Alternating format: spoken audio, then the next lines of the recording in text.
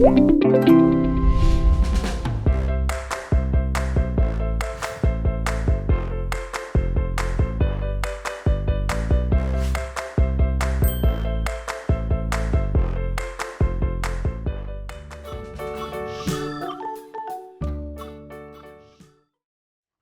이루리 작가님 이제 코다 시리즈 그리고 이제 이 천사 안젤로까지 확 이렇게 왔어요. 근데 그 다음에 이제 이 삶은 달걀. 전 이 삶은 달걀 보면서 여기 이 곰이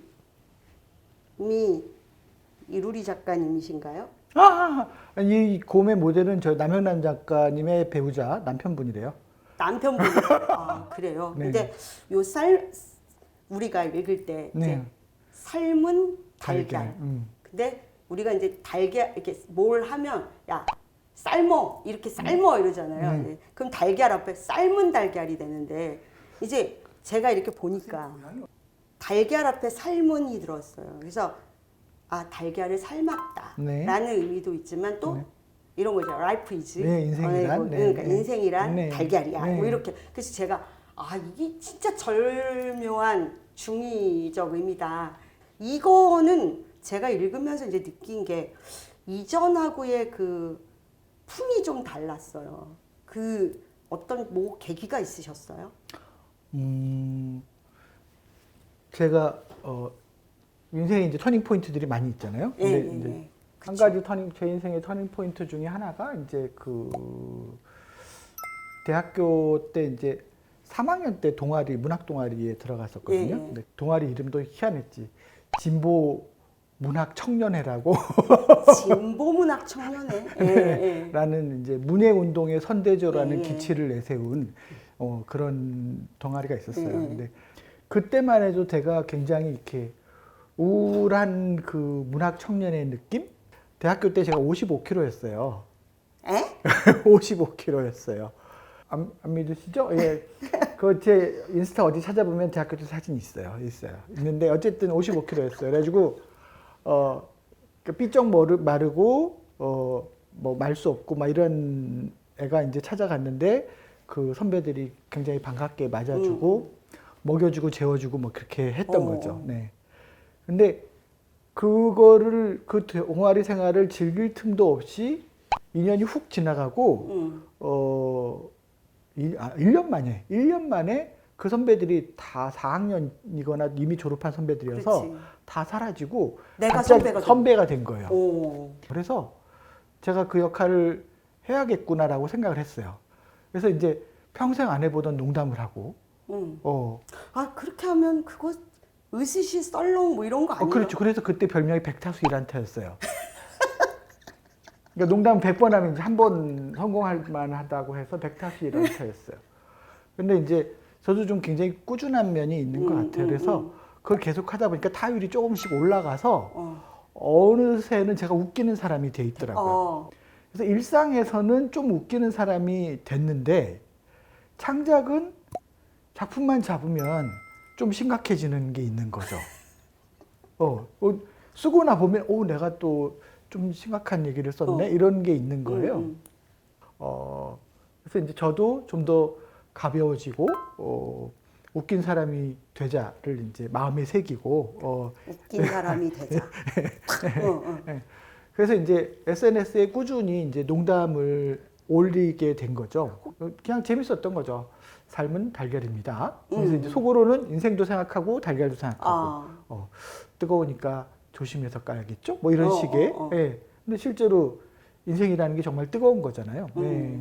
그래서 진짜 삶은 달걀이랑 삶이랑 너무 닮아 있다는 생각이 들면서 그 농담을 하나씩 하다 보니까 붙여가니까 이게 어느 날 너무 많이 늘어났더라고요. 그래서 그거를 이제 다시 편집해서 작품을 만들게 됐고 그런데 그걸 만들었을 때도 좀 이렇게 어설퍼 보였어요. 왜냐하면 그게 저 나름대로의 언어 유희였지 무슨 주인공이 있고 이런 게 아니어서 어설픈 단계였는데 남영란 작가가 굉장히 그 작품에 꽂혀서 하고 싶다고 해서 이제 진행이 됐고 처음에 콘티가 되게 심각하게 왔었어요. 그러니까 이 남영란 작가님은 이걸 이제 너무 인생에 포커스를 맞춰서 뭔가 아까 제가 말한 그걸로 간 거구나. 그래서 내가 그랬죠. 작가님 저기 이름 너무 괴롭지 않을까요? 그래서 이제 제가 이제 저라면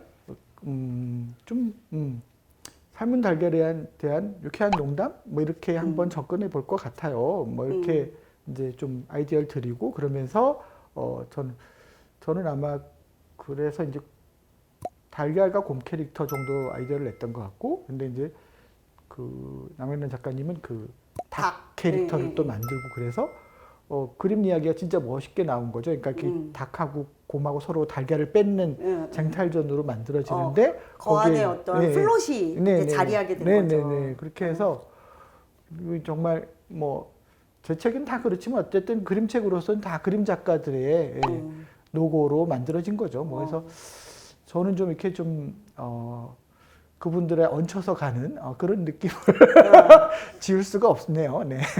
아니 뭐 얹혀서 간다라는 개념보다 일단은 이제 조금 아까도 이루리 작가님과 이 남영남 작가님의 어떤 그 흔하게 이제 작업을 하기 위해서 회의하시고 하는 과정에서 뭘 덜어내고 더하고 뭐 이러는 과정들이 있잖아요.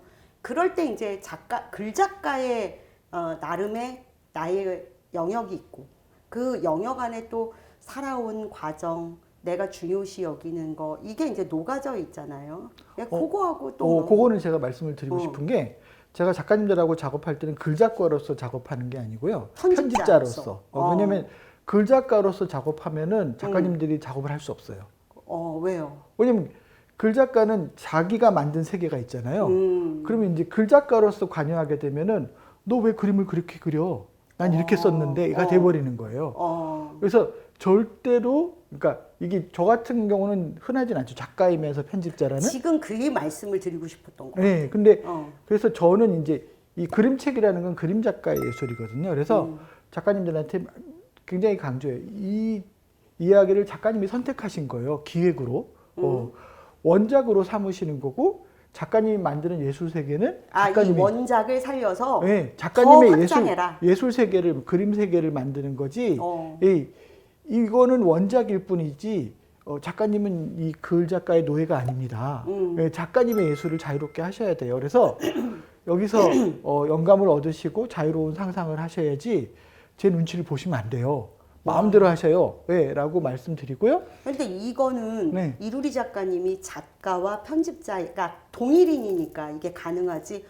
그렇다면 글 작가 따로 그림 작가 따로인 작품들은 그 트러블이라든가 그 안에서의 이게 되게 많겠네요. 아니 그게 트러블이 대부분은 없어요. 왜냐면은 글 작가님들도 알고 있거든요. 이게 예술이 다르다는 거를. 다르다. 동화는 문학이고 그림책은 그냥 그림책이라는 시각 예술인 거예요. 그래서 그렇죠. 뭐 영화로 각색하고 연극으로 각색하고 그림책으로 각색하는 일이거든요. 그래서 원작료 인쇄 받으면 땡이에요. 글 작가는? 네, 그렇죠. 사실 그게 일석이조잖아요. 자기는 글을 썼을 뿐인데 그림책도 나오는 거란 말이에요. 이렇게 해석을 하나? 네, 그런 거거든요. 그래서 대부분 그냥 땡큐예요. 근데 그런 어떤 이게 다 예술이 다르다는 거를 받아들이지 못하는 분들이 아주 가끔 계세요. 있으실 것 같아요. 그런 분들은 심지어 그림 작가가 가져온 콘티를 보고 이거 안 되겠는데요. 그림 작가 바꿔주세요. 이런 식으로 하시는 분도 있어요. 그런 경우에는 아예 계약을 해지해요. 우리 이루리 작가님은 출판사에서. 왜냐하면 이건 그림 작가의 예술인데 이 사람이 메인인데 이 사람을 바꿔달라고 하면 이걸 원작 그러니까 몰랐네. 네, 모른 거죠. 그런 자기 경우에는 위치를. 그런 경우에는 계약을 아예 해지하죠. 계약을 해지하고 대부분은 원활하게 그냥 원작으로 삼고 편집자가 작가님의 작업에 대해서 이렇게 쓰면 더 좋을 것 같아요. 이렇게 피드백 드리면서 진행이 되는 거죠. 그렇구나. 네. 그러면 작가님께서 그런 여러 가지를 이렇게 봤을 때 지각대장 존인에서 막 꽂혔다 그랬었잖아요. 예전에. 그럼 지각대장 쌤을 마지막에 그렇게 패러디로 하면서 마지막에 그렇게 꼬신 거. 그러니까 결국은 쌤이 다시 오게 됐잖아요. 지각대장 돈을 안 왔는데. 이렇게 하시는 것도 그 작가님의 어떠한 그게 녹아져 있는 거예요? 아니면 작가님이 그냥 나는 이게 그냥 아름다워서. 그러니까 나는 그걸 의식한 게 아니고 그냥 이렇게 흐르는 이 흐름이 나의 가치야라고 생각해서 그리신 건지. 그 지각대장 쌤 같은 경우에는 셈이 깊은. 네, 쌤 같은 경우 이제 지각대장 존을 좋아해서 오랫동안 이제 강연을 하러 다니다가 이제 어느 날 문득 그런 생각을 한 거죠. 아니 뭐 학생만 지각하나? 맞아. 우리도 지각할 수 그러니까 있지. 선생님도 지각은 누구나 할 수 있는 건데 왜 혼나긴 학생만 혼나야 되지? 뭐 이런 생각이 들기도 하고 그리고 또 이제 그 별자리 공부를 하고 나서 또 도움이 크게 됐던 게 이제 이 창작이라는 것도 도움이 많이 됐거든요. 뭐냐면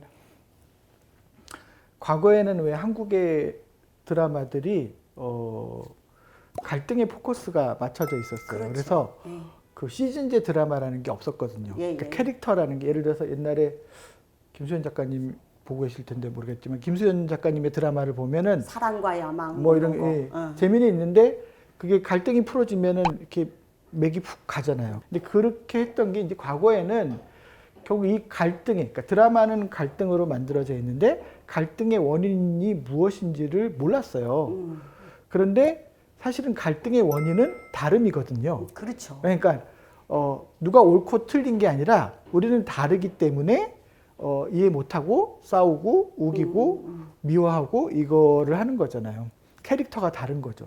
서양에서는 이 별자리라는 오래된 전통 속에서 사람의 성격을 캐릭터로 이미 뭐 정갈자리니 뭐니 하는 것이 하나의 캐릭터고 맞아요. 그 바탕에서 캐릭터를 바탕으로 한 드라마가 옛날부터 만들어졌고 실제로 그 제가 듣기로는 뭐 헐리우드에서 이제 뭐 영화 회의나 아니면 뭐 드라마 회의할 때 작가 수십 명이 모여서 이번 남자 주인공은 뭐 하는 사람인데 별자리 뭘로 갈까? 뭐 이렇게 해가지고 이 친구 잘생기고 바람기 많은 사자자리로 갈까? 이렇게 하고 뭐 이렇게. 여자 주인공은 이 친구를 혐오하고 잘 안 넘어가는 도도한 처녀자리로 갈까? 뭐 이런 식으로 이제 정한다는 거죠. 그러니까 조연들까지 다 그렇게 세팅을 하게 되고 시츄에이션하고 뭐 이게 직업군이나 이런 게 다 정해지면은 거기다 이제 맞추는 거지. 매 회를 다른 작가가 써도 일관성 있는 작품이 나올 뿐만 아니라 모든 등장인물의 주인공에 대해서 이야기가 끊임없이 나오는 거예요. 그래서 이 작품이 인기가 있으면 그 시즌을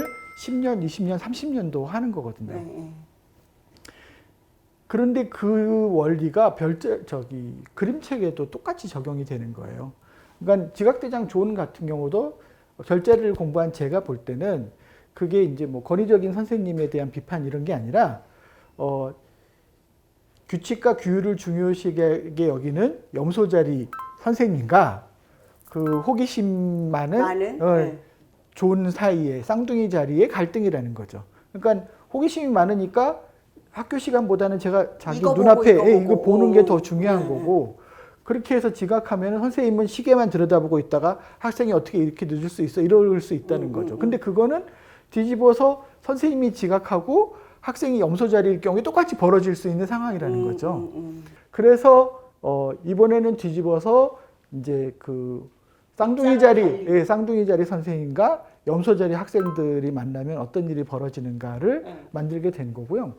근데 이제 만들면서 사실은 충분히 많은 것들을 바꿀 수 있었지만 내가 그림책을 좋아하게 만든 나의 성서와가도 같은 지각대장 존에서 영감을 얻어서 이걸 만들게 됐다는 것을 그 오마주를 표현하고 싶었던 거죠. 저는 이제 지각대장 쌤이라는 작품을 지각대장 존에서 영감을 얻어서 쓰게 되었다는 것을 너무너무 알리고 싶었어요. 그래서 일부러 지각대장 존에 나오는 장치들을 그러니까. 악어나 사자나 뭐 파도나 이런 거를 그대로 갖다가 쓴 거죠. 그래서 제 작품을 본 사람들이 꼭 버닝엄의 지각대장 존도 찾아서 봤으면 보기를 너무너무 바랬고 평생 아마 존 버닝엄 선생님한테 감사하면서 살게 되지 않을까. 어쨌든 저한테 그림책이라는 신세계를 열어준 작가님이니까요. 금방 그 존 버닝엄에게 감사하면서 산다는데 저도 이루리 작가님께 고마웠던 게 이런 책이 있으니까 제가 들고 가는 거죠. 네네. 그래서 감사합니다. 감사합니다. 아이고.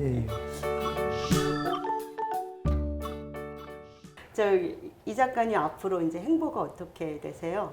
행보가요. 사실은 저는 하고 싶은 게 되게 아직도 많아요. 뭐냐면 그림책이라는 게 뭐 동화라는 원작이 있으면 이제 각색된 작품이기도 하지만 그렇죠. 오리지널인 작품들도 많거든요. 네. 어쨌든 이 오리지널 컨텐츠를 가지고 애니메이션도 만들고 싶고 뭐 뮤지컬도 만들고 싶고 그쵸. 아니면 또 다른 디지털 컨텐츠도 만들고 싶고 그래서 어떤 종합 컨텐츠 회사로 성장시키고 싶은 근데 이게 이제 왜 이런 생각을 하냐면 작가들이 아무리 좋은 작품을 많이 만들어도 그것이 알려지지 않으면 그쵸. 나누어질 수 없거든요. 근데 알려지려면 다양한 형태로 계속 예술이 장르가 바뀌어서 그런 작업들이 이루어져야 되는 거죠. 그리고 지금 세상이 분명히 굉장히 혁명적으로 바뀌고 있잖아요. 이 바뀌는 시대에 아마 머지않은 시기에 종이책이 사라지는 시간도 올 거고요. 급격하게 바뀌는 거죠. 그런데 어떤 형태로 바뀌든 문화의 가치는 변하지 않는 거죠. 예. 문화는 여전히 그 오롯이 살아있는 거는 남기고. 그렇죠. 문화는 여전히 우리 영혼의 양식이고 계속 우리를 숨쉬고 살게 만드는 그 원동력으로 있단 말이에요. 근데 지금 한국에서 무슨 일이 벌어지고 있냐면 한국에서 뭔가 자본을 가진 사람들은 문화의 가치를 모르는 거예요. 맞아요. 예, 그래서 이 자본을 어디다 투자하냐면 다 주식이나 부동산 이런 데 투자를 하는 거죠. 영화계나 연극계나 뭐 문학이나 그림책이나 문화판에 있는 사람들은 정말 실탄이 없어서 책을 만들기 어려운 게 현실인 거예요. 근데 이게 해결이 안 되는 와중에 외국 자본이 이미 많이 들어왔어요. 그러니까요. 그래서 우리가 모르고 있는데 우리가 알고 있는 뭐 드라마 회사, 영화사, 심지어 출판사도 뭐 중국계 자본, 미국계 자본에 이미 그 지분 50% 이상이 넘어간 회사들이 많고요. 그러니까 우리가 생각하는 선진국의 뭐 현재 지위나 부나 뭐 많은 것들이 사실은 그들이 문화의 가치를 지키고 존중하고 거기에 투자하고 그 결과잖아요. 그 문화의 가치를 우리가 그들의 문화 상품을 섭렵하면서 컸기 때문에 맞아. 그리 유학 가고 공부하고 아니 네. 저는 너무 안타깝죠. 우리나라에 엄연히 살아있는 문화가 있는데. 그래서 뭐 돌이켜 보면은 제가 어릴 때는 하루 중에 가요 나오는 시간이 1시간 정도였거든요. 네. 기억하시는지 모르겠는데 그다음에 전 공부합니다. 그다음에 영화도 1년에 한국 영화 볼 수 있는 시간이 별로 없었죠. 근데 지금은 그 영화 시장도 커지고 음악 시장도 커져서 하루 종일 우리 음악을 그쵸? 들을 수 있고 그러는 거잖아요. 우리 그림책도 지금 마찬가지거든요. 전 그럴 수 있다. 예, 그림책 시장도 지금 그 수입 그림책이 주도하던 시장에서 우리 그림책이 많이 창작 그림책 작가들이 많아지면서 우리 그림책들로 더 많은 힐링을 얻으시고 그래서 이제 환영받고 있는 그런 시기거든요. 이 시기에 조금 더 누군가 정말 해안을 가진 자본가가 우리 문화에 조금이나마 더 활력을 불어넣어 준다면 그러면 이 한국에 지금 엄청난 창작자들이 열정을 쭉쭉 뻗어나갈 수 있는 환경이 그렇죠. 만들어지는데 이거를 계속 창작자들은 많아지고 있는데 자본 투자가 안 이루어지면 어떻게 되냐면 이 예술가들이 문화 노동자로 전락하는 거예요. 그래서 우리가 문화 주권을 지키려면 문화의 투자가 이루어져야 된다라는 말씀을 오늘 이 자리를 빌어서 강조하고 싶고요. 네, 그래서 주변에 문화의 가치를 아는 투자자가 있으면 이루리에게 투자해라. 여러분들 오늘 이루리 작가님하고 이렇게 시간을 보내는데 같이 하시면서 재밌으셨어요? 그리고 더 나아가서 어디에서도 듣지 못하는 얘기들을 오늘 막 흥분하시면서 해주셨어요. 예, 이런 심심 토크 여러분들 앞으로도 응원해 주시고요. 이루리 작가님 그리고 그 밖에 지금도 고군분투하고 있는 작가님들에 대한 여러분의 사랑이 있어야 되지 않을까. 지속적으로 걸로 에너지가 흘러야 되지 않을까 싶어요. 여러분들 우리 에너지 한번 드려요. 자, 손 앞으로 뻗어서. 자, 에너지. 예. 예. 고맙습니다. 예. 너무 감사하고요. 여러분의 한 분 한 분의 이러한 사랑과 관심이 또 이루리 작가님께서 말씀하시는 성장의 원동력이 되지 않을까 싶습니다. 여러분 감사합니다. 고맙습니다.